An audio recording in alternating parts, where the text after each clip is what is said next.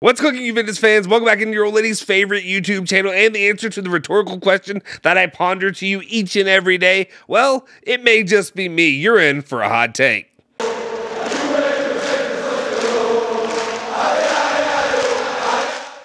Ciao ragazzi, welcome back into the Beyond Canary Zone. My name is Justin Sofro, and it's my pleasure to welcome you into the newest segment show that we're doing here on the channel. It is called Hot Takes, and it's where myself, Alejandro, Julian, whenever we so feel like it, maybe once a week, maybe once a month, maybe who knows, maybe it's once a day, we will be giving you, serving it up on a hot, steamy dish platter, a hot take of our own creation from the depths and the darkest pits of our own minds, what we think about, what's going on, what maybe is bothering us. Could it be a rant? It very well could be something positive. You never know what you're going to get here on the channel. It could be a lot of different little things, but when it comes to Juventus, you know, Ale, Julian, and myself, we've got plenty of hot takes that we're ready to fire off for you. So what we're going to do here on the channel is I'm going to give you a take. I'm going to present to you my case, if you will. You're the judge, jury, the executioner, if you want to be. Overall, at the end of the video, I want you to go down into the comment section down below and leave a comment. You're going to leave an emoji.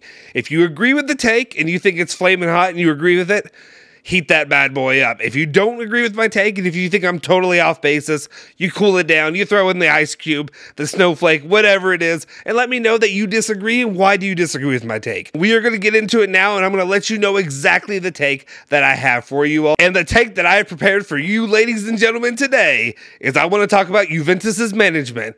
Have they mismanaged the summer mercado? Just to be clear, I am not sitting here telling you today that I think that the Juventus management are a bunch of bumbling idiots, baboons, if you will, sitting in their offices in their cushy chairs with their thumbs planted firmly in their own rectums. What I'm trying to say to you today is that I think when they went into this market that there maybe was no clear, concise plan, maybe they were not prepared for it, and maybe also there were other things that popped up that really kept them from getting the job done of what it means to get a team to be successful in the Serie A and in the Champions League. And again, I don't lay these mistakes at the feet of one man or one individual. What I'm looking at is the entire management and what you're doing in the decision-making process. Especially if you look at it right now and you look at the guys out there, who is up there in the number one and number two guys that are working deals in this mercado? Of course, it's Cherubini and then it's Arriva Bene. And just to be clear, and I completely understand this guy is a very, very smart man. I'm talking about Arriva Bene. I'm talking about my guy. I even thought about putting his name on the back of a Juventus shirt and wearing it around. That's how much I believe in what he does here. He's a Ferrari businessman. He knows the workings when it comes to the dollars and cents, or I guess the euros, but when it comes to the actual X's and O's, that's not his forte. He even claims that, he even says that when he goes out there, he has to have Nedved and other guys telling him what exactly to look for and what things that need to be done. So do I expect him to be the one to go down there and really scout out, this is who you need to get, this is where you need to fill this roster in, you need to do that? No, I don't, but I expect him to go out there and get the deals done once they've set their sights on a player. And I'm not trying to completely discredit the management. There's plenty of good things that they've done as well. You can look at the way they came in here, got the deal done for Locatelli, held out for a while. You only have one player to get that mercado. Yeah, you got Kyle George, but does he matter? What happened to him? Did he land on like an island in the Bermuda Triangle? Where did he go? And of course, the management brought you a massive get there in the January mercado. You got Dusan Vlahovic, who right now, to their credit, you gotta say, Juventus, there's no way they would stand a chance right now trying to get Dusan Vlahovic to come to the club when you have Chelsea, Barcelona, and everybody else knocking down doors, taking players left and right. But stumbling block number one actually didn't happen right here in the summer in this mercado. It actually happened months ago, and I'm talking about back at the end of the 2021 calendar year. I'm talking about October. I'm talking about November. All the situation that was going on right then and there with the name Paulo Dybala. If you want to do the thing that every Juventus fan does, either in social media, Twitter, YouTube, I guess it's all social media, but if you want to be every Juventus fan, once the mercado hits, everybody thinks that they are Juve's financial advisor. They think that they know, they keep the accounting, they keep the books, they know what Juve can spend, they can't afford this, they shouldn't do that, that's a bad investment, that's a good investment, this is what you should be doing. When it comes to the Paulo Dybala situation, we can talk about this. This was a situation that was basically decided by clouded emotion. They let rationale go right out the window, and all they cared about was the emotion of it. It's a failure by the player, and it's a failure by the organization. Paulo Dybala, fine. You can be sad and upset that you're not getting all the respect and love and adoration that you should be getting, or maybe you feel like you should be getting from the management. And the management, it's fine. He's been injured all the time. He hasn't been living up to it. But at the same time, you have to think. You're so good at it, you should be thinking in dollars and cents. Because they probably should have tried to sell him in the summer mercado last season if it was something that they felt was going to be possibly happening. You can't predict anything. I get it. I understand. They sat there thinking Paulo Dybala would come to the table. He'd come to a reasonable agreement. Paulo Dybala probably thought they would let him come back to it, but then things went bad. Things went awry. The problem is when things go awry and you pull the deal and you don't sign him on for another contract, what happens is you lose out on a player that's valued somewhere between, 50, 60 some odd million euros, and you're just pissing that out the window. Money that could have been used for a Paulo Dybala replacement or, God forbid, a center back. Granted, I will give you that nobody has come a courting when it comes to the Argentinian player right now in the summer mercado. Even his slimy saviors are supposed to be saviors at Inter left him out in the cold of a UCLS winter. Cry me some more crocodile tears, but let's get back to the here and now. Point and theory number one. Let's take you back to the yesteryear, the days of old. I'm talking about April and May 2022, the end of the Juventus season, Serie A, closing it out, securing the top 4 in Serie A. But at the same time, Juventus fans could sit there knowing that they could and they should expect better. Things were not easy for Max Allegri as he came into the season to begin with. You had the unannounced, unexpected exit of Cristiano Ronaldo, and you had the incoming of Moise Kean to replace him. Not exactly equal partners, if you're asking me. You have the other issues. You have injuries. You have all this stuff piling up, as well as a depleted midfield. Max Allegri was not set up for success, but you still expected better of him. There's one thing that you can expect, or that you should expect from Max Allegri, is to have a damn good defense. A defense that we literally say we play for 1-0 football. And that is exactly what we were looking to get from Max Allegri, was 1-0 football. What we didn't get a lot of was a lot of 1-0 football, except for if it was Juventus losing 1-0. My rant here is not really to say that I'm frustrated because they're not bringing in players like Momblano, who went out there and announced that they were going to go get Neymar, bring Ronaldo back to the club, all the other nonsense that they're going to throw out there. What I'm saying is the areas of need are what needs to be addressed, and that's the part where I come to you, my loyal listener, and ask you, what are the 2 areas of need at the end of last season that really need to be covered? Could you give me that answer right here, right now? I bet without a second of hesitation, you would have told me at the end of last season, you would have said Juve needs to get a star midfielder. And second up, if you've been on the channel at all, you would know what it is.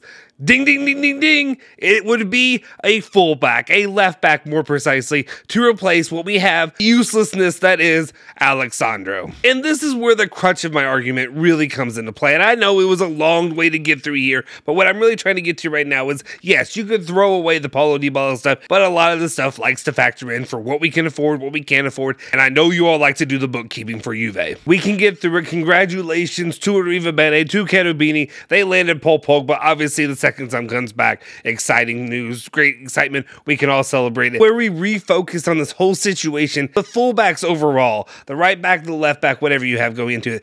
Going into the summer, Juve lined up and agreed to re-sign a player.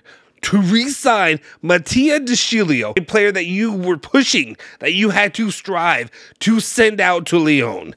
And they didn't even want to keep him. After booking a serviceable season for Juve, you sign him on for a 3-year deal. I understand the wage is not huge on the books, but at the same time, you sign him onto that, and then you don't even look anywhere else to replace at the right position. And the reason probably for most of our frustrations is really if you just look down the road over there at Udinese, you've got our boy, Nahuel Molina, they're up for sale. Udinese were even saying about how they would prefer to sell it to somebody in Italy. Wink, wink, nudge, nudge. Juve, hey, look at this guy. He's reaching the pinnacle of his career. He's about to hit it. He's not there yet, but he's climaxing, baby. And what do? You don't even look at it. You scoff at it. You don't need this player. This player who's only going to be about 25 million euros. You probably could have gotten a deal. I think they're going to pay 25, 30. But guess what? Atletico Madrid came in and Nico Schira came in with the bombshell, crushing fans' hopes and dreams, letting them know, you know what?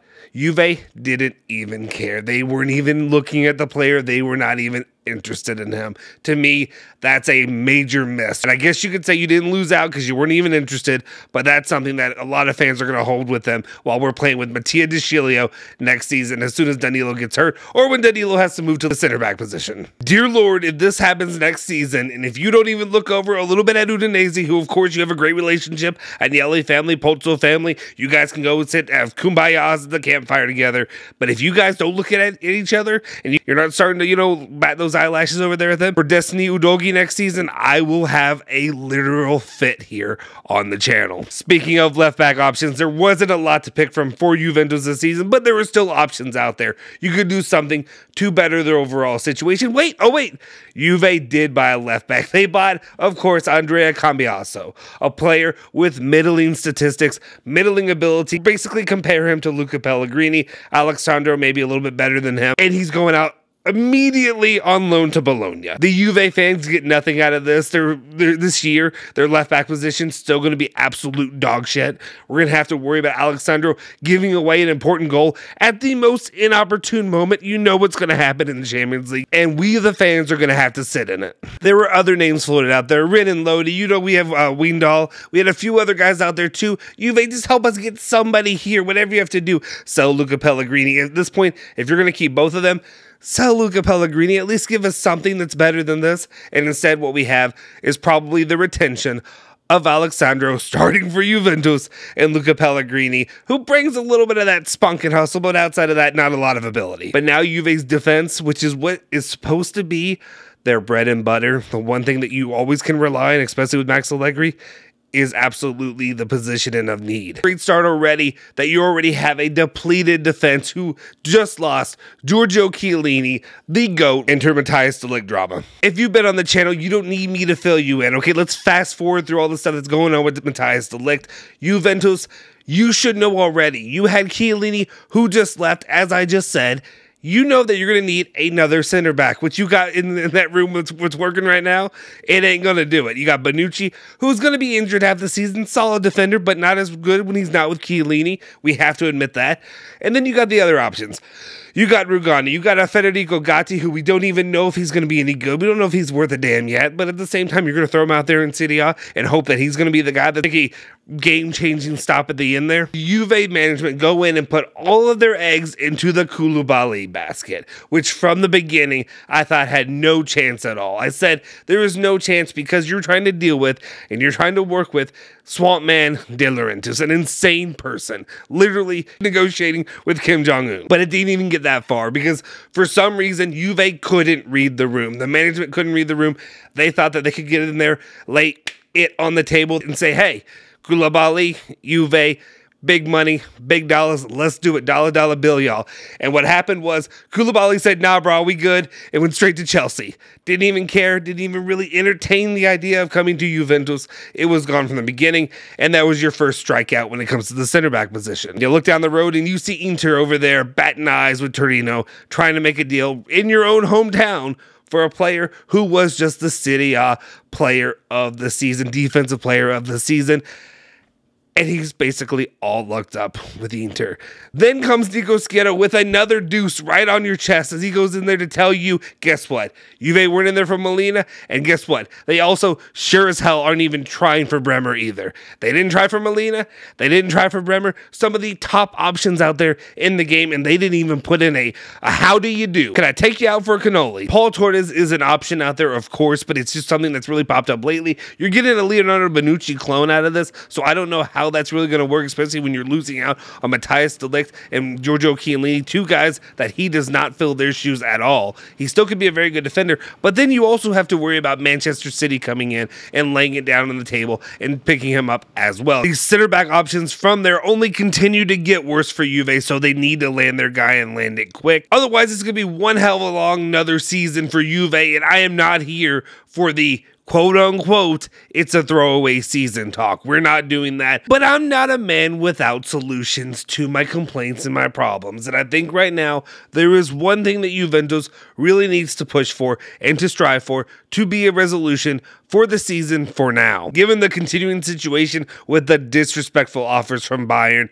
60 million euros, whatever, Brazzo, get out of here with that. What I will say that the best option for Juve right now and the best solution for this season and to have success is to try to convince Matthias de Ligt to stay and renew his contract. I know what you're going to say. I'm not stupid. You aren't either. We both know that Matthias de Ligt is out of here and he's going to be flirting with Bayern the entire time. He's going to be flirting with somebody else at least. He wants out of here. That's the reason they're pushing for lowering the contract from day one. Well, then if you're Juventus, you're not living or any kind of preconceived notions that you think that Matthias de Ligt is going to be any part of your future. You can focus in, especially if you're the management, and hone in on his replacements. And I'm saying this, there's one thing if you're the management or if you work in any kind of business, and I'm sure Riva Bene knows this, you gotta have a list. You have to keep a list at all times. If you work in any kind of management situation, you need to keep a list, especially in sports. You never know. The turnover is so great, especially when you're looking at coaches. But the club knows this, and they're not in the business of losing money. Right now, there have been missteps in what has been going on with this Mercado. I think anybody can see it if you look at it right now. If you look at the defense and the pieces that they have failed to pick up, they focus so much on the midfield and so much in trying to assist with the attack. Di Maria has been a great get, but he's only going to be here for one season. I'm going to say 4 months. But at the same time, you need to make sure that the defense is working. It sucks that you're losing de Ligt. You should have had somebody ready to go, and you should have been putting feelers out from the beginning because of Chiellini. You can argue that Juve are making super secret decisions that I don't need to know about and that I never should know about, and they have galaxy brain, and they're 17 times smarter than I am. And the players that were listed out there that they didn't go after, there's a reason for that, because they're going to get some super secret better player that nobody else would even know about. Fine, that's great. I will grant you that argument. But at the same time, don't come crying to me when it comes to November and come on the channel and whine and bitch and moan, because we're once again 10 points down from first place. That's my case. That's my first attempt as I had a hot take. I know it was a bit long, a little bit long-winded. There were a lot of little pieces to this, but that's just what I'm saying. I think that Juve have not really put all full steam ahead to some of the positions, address the areas of need that they really needed to. They've looked at other places, and they've also just been keen to go slow, to take things slow, to not worry. And I'm not sure that this is a situation that you can really do that when you look left and right and you're seeing Chelsea, you're seeing Bayern, you're seeing Barca out there laying down big dollars to buy important players and making their teams better. Do we want a Champions League? Do we want to win Serie A, or are we okay with fourth place? Is that who Juventus is now? That's what I ask you. Let me know in the comment section down below. Do you agree with my take? Do you think it's a shit take? Let me know as well. Like I said, leave the emoji down below. Fire if you agree. Icicle or ice snowflake, whatever it is, if you will. If you disagree, if you think I'm just a jackass, let me know as well. Appreciate you for tuning in. If you could, please hit that like button, smash the subscribe button, hit the bell icon to stay notified for all of our latest videos. Make sure you follow me at Justin Sofro, Twitter, Instagram, Facebook, all that good stuff. And of course, follow Bianconeri Zone at Bianconeri Zone, Twitter, Instagram, Facebook as well. And this has been your hot take of the day.